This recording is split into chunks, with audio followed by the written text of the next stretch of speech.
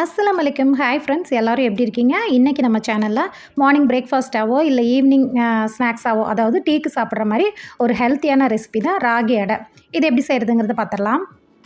இது செய்ய ஒரு பேன் ஹீட் பண்ணிக்கோங்க. ஒரே ஒரு டேபிள் ஸ்பூன் போல் ஆயில் சேர்த்துக்கோங்க. கூடவே ஒரு 1/4 டீஸ்பூன் போல் சோம்பு போட்டு பொரிய விட்டுருங்க. இது கூடவே மீடியம் சைஸில் ஒரு பெரிய வெங்காயத்தை இந்த அளவுக்கு பொடியாக நான் கட் பண்ணி வச்சுருக்கேன். அதையுமே உள்ளே சேர்த்திக்கலாம். இது கூடவே ஒரு பல் பூண்டு, கூடவே காரத்துக்கு தகுந்த மாதிரி ஒரு பெரிய பச்சை மிளகாய் எல்லாத்தையுமே நல்லாவே பொடியாக கட் பண்ணி உள்ளே சேர்த்துருக்கேன். எல்லாத்தையும் சேர்த்துட்டு நல்லா அந்த ஆயிலே மிக்ஸ் பண்ணி விடுங்க. நம்ம ஒரு டேபிள் ஸ்பூன் ஆயில் தான் சேர்த்துருக்கோம். அதிலே மிக்ஸ் பண்ணி விட்டுருங்க. நமக்கு வெங்காயம் ரொம்ப வதங்கி வரணும் அவசியம் இல்லை. கொஞ்சம் லைட்டாக வாடி வந்தாலே போதும். இப்போ இந்த அளவுக்கு வதங்கி வந்தோடனே நான் வீட்டில் முருங்கைக்கீரை இருக்கிறனால சும்மா கொஞ்சமாக ஒரு கைப்பிடி அளவுக்கு முருங்கைக்கீரையை க்ளீன் பண்ணி நான் உள்ளே சேர்த்திருக்கேன். உங்ககிட்ட முருங்கைக்கீரை இல்லைன்னா நீங்கள் ஸ்கிப் பண்ணிக்கலாம். நீங்கள் வெங்காயம் மட்டுமே சேர்த்து லைட்டாக வதக்கிட்டிங்கன்னா போதும். இப்போ ஒரு 2 நிமிஷத்துலேயே கீரை பாருங்கள் இந்த அளவுக்கு லைட்டாக வதங்கிருச்சு. இந்த ஸ்டேஜில் நம்ம ஸ்டவ் ஆஃப் பண்ணி இது ஒரு ஓரமாக வச்சிடலாம், ஆறி வரட்டும். இப்போ ஒரு மிக்சிங் பவுல் எடுத்துக்கோங்க. நான் இன்றைக்கி 2 பேருக்கு செய்கிறேன். அதனால் இந்த மாதிரி சின்ன கப்பில் 2 கப் அளவுக்கு ராகி மாவு எடுத்திருக்கேன். கூடவே தேவையான அளவு, அதாவது 1/2 டீஸ்பூன் போல் உப்பையுமே சேர்த்திருக்கேன். நீங்கள் எக்ஸ்ட்ரா அதிகமான ஆளுங்களுக்கு செய்கிறீங்கன்னா அதுக்கு தகுந்த மாதிரி மாவு கொஞ்சம் சேர்த்து எடுத்துக்கோங்க. அதேமாதிரி இந்த வெங்காயம், பச்சை மிளகாயுமே நீங்கள் சேர்த்து எடுத்துக்கோங்க. இப்போ நமக்கு வதக்கி வச்சுருக்கிற வெங்காயம் கீரையை நம்ம இது கூட சேர்த்திக்கலாம். சேர்த்திட்டு ஃபஸ்ட்டே தண்ணி ஊற்றிடாமல் கையை வச்சுட்டு நல்லா ஒரு தடவை நல்லா எல்லா பக்கம் படுற மாதிரி அந்த மாவு வெங்காயம் எல்லாம் ஒன்று சேர்கிற மாதிரி நல்லாவே மிக்ஸ் பண்ணி விட்டுருங்க. நான் இன்றைக்கி லைட்டாக வதக்கி தான் சேர்த்துருக்கேன். பட் நிறைய பேர் அப்படியே பச்சையாக கூட உள்ளே சேர்த்துவாங்க.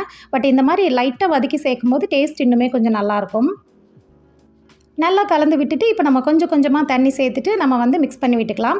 நமக்கு இது கரெக்டாக சப்பாத்தி பருவம் வரணும் மாவு அந்த மாதிரி எதுவுமே இல்லை. ஸோ அதனால் நீங்கள் தண்ணி சேர்த்துக்கோங்க.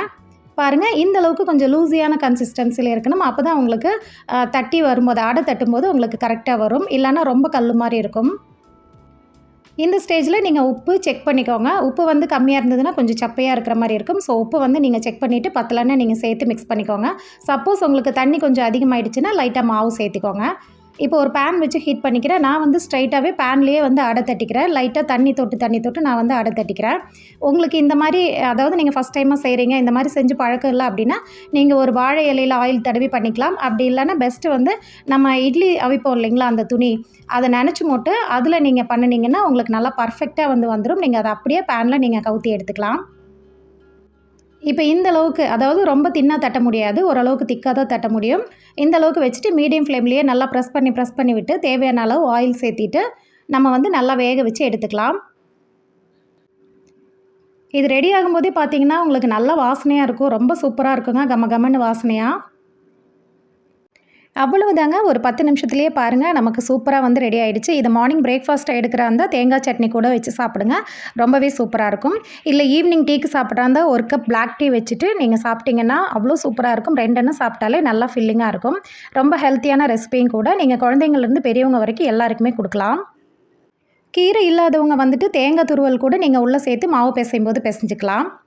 கண்டிப்பாக இந்த ரெசிபி உங்கள் எல்லாருக்குமே பிடிச்சிருக்குன்னு நினைக்கிறேன். இந்த ரெசிபி பிடிச்சிருந்தேன்னா ஒரு லைக் பண்ணுங்கள். அப்படியே நம்ம சேனல் ஆஹா வேர்ல்ட் இப்போ தான் ஃபஸ்ட் டைமாக பார்க்குறீங்க அப்படின்னா நம்ம சேனல் ஆஹா வேர்ல்ட் சப்ஸ்கிரைப் பண்ணி ஃபாலோ பண்ணுங்கள். நெக்ஸ்ட் ஒரு ஈஸியான வீடியோவில் மீட் பண்ணுறேன். தேங்க்ஸ் ஃபார் வாட்சிங். பாய்.